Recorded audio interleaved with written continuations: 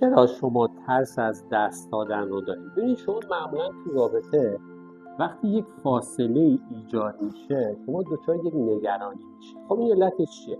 به معمولا علتش برمیگرده به رابطه‌ای که شما در دوران کودکی بین شما و پدر و مادر و دیگران بود. به یکی از عامل‌ها غیبت فیزیکی بود. یعنی چی؟ یعنی مادری بود که کار میکرد، سر کار میرفت و رفت آمدش همیشه منظم به خونه نبود، یا اینکه اون هیجان نبود، اون بحث کردن نبود و یه احساس عدم امنیت رو در کودکی برای شما ایجاد کرد.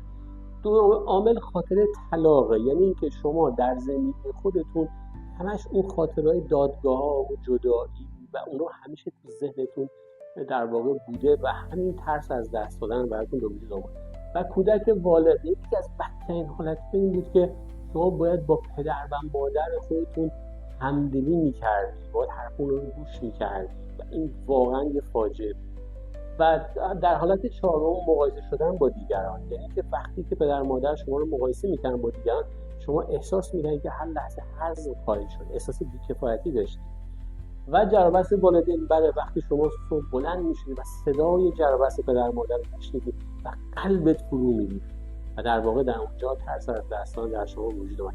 خب حالا میخوام به من بگید اگر شما ترس از دست دادن رو دارید، بین آیتم های 1 تا 5 کدومی رو دارید اون رو برای من کامنت کنید.